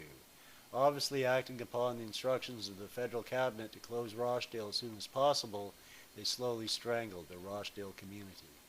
They achieved this in several ways. One was by using the residents' rent money to pay the community guardians, an unwanted, hated, and unnecessary private police force whose chief purpose seemed to be as spies to supply information on the residents of the building to the police. Another method was to slowly eliminate the practice of granting educational space, thereby demoralizing and discrediting Rochdale's function as an educational institution. By taking over management of the building, they deprived Rochdale College of exercising their legitimate powers and thereby ended the great democratic experiment of letting the residents of a building control their own environment. Another method was by vigorously evicting residents for non-payment of rent and excess traffic. Finally, they took the unprecedented step of refusing to rent any more space, letting the Rochdale Corporation slowly die by attrition. The residents resisted bravely for 3 additional years, in a vain attempt to maintain their community identity, but it was hopeless. We watched helplessly as the population of Rochdale dwindled, and it became a shadow of its former importance. During this process, the bitterness and frustration of the remaining residents slowly simmered. It reached the boiling point one hot night on July 30th, 1974. Somehow the police received information there were stolen goods, namely a stereo in an 8th floor apartment. Perhaps they got the wrong apartment number, or perhaps it was merely a pretext to create trouble. In any case, the apartment in question was occupied by a member of the maintenance staff. He was a kind and gentle man known for his hard work and his honesty. A dozen policemen raided the apartment without going through the customary practice of informing Rochdale security. Of course, they didn't find any stereo, but they compounded their mistake by arresting the maintenance man for possession of an ounce of marijuana and attempting to remove him from the building for questioning. As word of the invasion spread, the power for the lights and the elevators was disconnected, and a score of angry residents blocked the hallway and refused to let the police take the maintenance man away. One of the policemen panicked and viciously hit a colored girl over the head with his flashlight. She collapsed with blood streaming down her face, and the riot was on. The residents were outraged and pushed forward. The dozen policemen quickly retreated back into the apartment they had just raided, locked the door, and telephoned 52 Division for help. A score of police officers responded to the call for assistance. They managed to push their way into the building to their trapped fellow officers, but by now the angry crowd of residents had swelled to 100, and the police rescuers were trapped themselves. Again they phoned 52 Division for reinforcements. Another 50 officers arrived on the scene and pushed their way into the building and reached their trapped comrades. They were armed with riot sticks and managed to fight their way to a back staircase. The angry mob of residents literally chased them down the stairs, hurtling bottles and obscenities. Meanwhile, the community guardians or greenies had abandoned their security desk in the front lobby and barricaded themselves in the Clarkson and Gordon rental office on the second floor. Some angry residents stuck the nozzle of a fire hose against the mail slot and turned on the water. The shocked greenies, up to their ankles in water, phoned 52 Division for assistance. They were rescued by police and left the building, followed by the jeers and laughter of residents. The Clarkson and Gordon rental office was trashed. Records were burnt, filing cabinets, typewriters, and chairs were hurled out of the windows. Meanwhile, residents in the lobby smashed the hated security desk into splinters, carried it out to the front patio on Bloor Street, doused it with gasoline, and set it on fire. It was the flames of freedom burning brightly. For the first time in 2 years, the community guardians and Clarkson and Gordon employees were out of the building. Rochdale belonged to the people again. Jubilant residents danced around the bonfire and blocked traffic on Bloor Street, good-naturedly announcing to the startled motorists that the revolution had begun. One drunk smashed the windows of the Bank of Commerce in a one-man protest against capitalism. Cindy Lee and I left the building and scouted the nearby streets. The entire Metro Task Force, equipped with full riot gear, had assembled in a parking lot near the St. George subway station. They were being reinforced by hundreds of officers. We returned to the building where frantic council members were negotiating with the police by telephone, assuring them that the bank was not being robbed, that no one yet had been seriously hurt, and urging them to prevent bloodshed by waiting until morning for tempers to cool off before entering the building.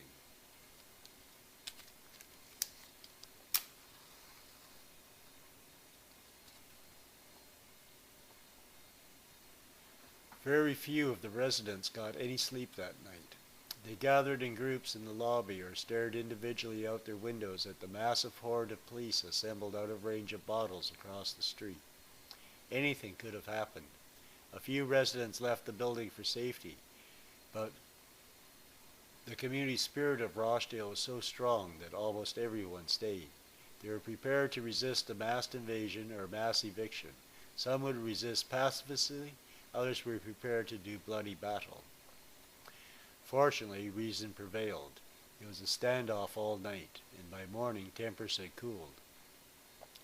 Clarkson and Gordon moved back in and cleaned up the mess. The community guardians built a new security desk, and the slow strangulation of Rochdale by attrition continued, the only difference being the permanent presence of Metro Police officers in the lobby 24 hours a day. One of the roof parties I'll never forget was a Thanksgiving Day service in the fall of '74, conducted by one of the two Anglican priests who had resided in the building. The priest who conducted the service, Bob O'Neill, was not very well. Our Thanksgiving for the past year together was tinged by the realization this was probably the last Thanksgiving that we would be able to celebrate together as a family. When the service had ended and everyone had eaten their fill, we sat in wonder watching the sunset. As darkness fell, we lit a bonfire. Most of us were stoned, either on liquor, marijuana, or LSD. When Alex McDonald, our official photographer, began taking photographs, somebody suggested it would be appropriate if we disrobed. Everybody took their clothes off and we held hands and danced around the fire. What a contrast to the solemn class pictures they used to take in high school. If life in Rochdale went on much as usual, my own life took a drastic change for the better. I fell in love.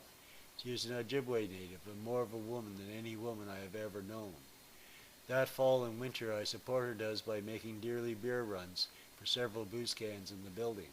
Eventually her 2-year-old daughter moved in with us, my underground newspaper office doubling as her bedroom. Rochdale was going downhill fast and we needed a large place to stay. We moved out in the spring, and a week later Clarkson and Gordon bailiffed all educational space. By May of '75, the 18-story apartment building, which had been home at one time to 2,000 people, was reduced to 60 legal occupants. By June, only 21 residents were left. The Tower of Freedom had become a prison. Police still guarded the front door 24 hours a day. Residents needed permission to leave or enter the building, and all visitors were turned away. The last resident was dragged from the building in September. When the doors were permanently locked, the community of Rochdale went into shock.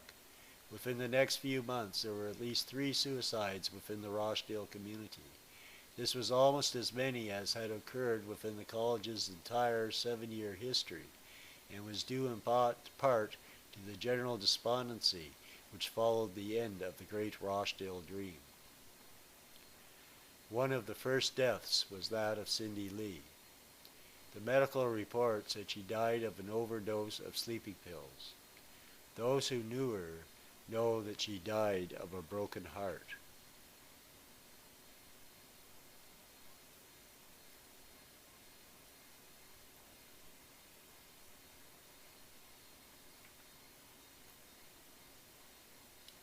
The end.